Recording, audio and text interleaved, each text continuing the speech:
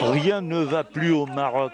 Militants, avocats et journalistes dénoncent depuis des semaines les innombrables atteintes à la vie privée par les services de sécurité marocains qui utilisent des vidéos enregistrées illégalement pour faire du chantage aux victimes. Le dernier cas en date, celui du kickboxer Zakaria Moumni, incarcéré en 2010 pour avoir dénoncé la corruption dans le monde du sport et avoir voulu en référer au roi, qui a vu la large diffusion dans les médias d'une vidéo où on le voit recevoir une somme d'argent en compensation de la torture et de l'emprisonnement subi au Maroc.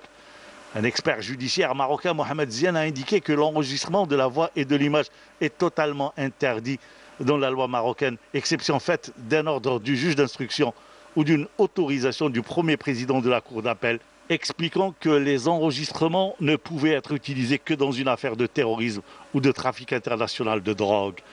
2022 غتكون عسيره على الديكتاتور محمد السادس وغتكون عسيره على الجلادين ديالو خاصه النصاب والجلاد منير الماجدي الكاتب الخاص ديال هذا الديكتاتور والجلاد الخبيث مخرج الافلام الاباحيه عبد اللطيف الحموشي وزيد عليهم ياسين المنصوري وزيد عليهم كاع هاد المجرمين اللي كيتكرفسوا على الشعب المغربي واللي كيحاولوا يخسروا الصوره ديال الاحرار والحرائر بالحملات ديالهم التشهيريه اللي ولات اليوم مفضوحه امام العالم.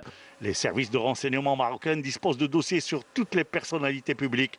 La moindre dissension expose le mis en cause sur le champ à la diffamation. Même des ministres pro-régime au plus haut niveau sont parfois diffamés.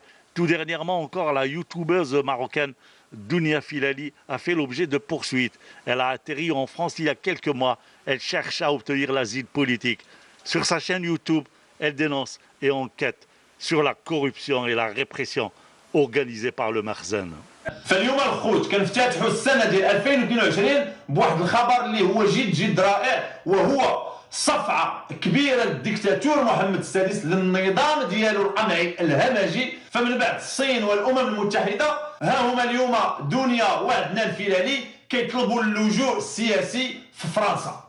فهذه الخوت اكبر صفعه لهذا النظام الهمجي لهذا النظام القمعي لهذا النظام الخبيث الديكتاتوري اللي كيستعمل كما قلت لكم جميع الاساليب الترهيب التشهير الابتزاز بصور بورنوغرافيه مفبركه الابتزاز بالفيديوهات محاولات القتل. يعني هذا النظام كيستعمل جميع الاساليب الخبيثه.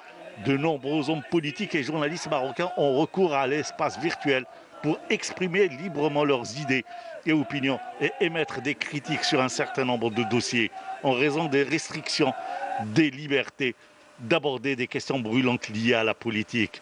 Le Merzen, la mauvaise gestion, la corruption de la classe politique, la situation au RIF, tout ce qui est censuré dans les médias passe sur les réseaux sociaux sans embâche ni restriction.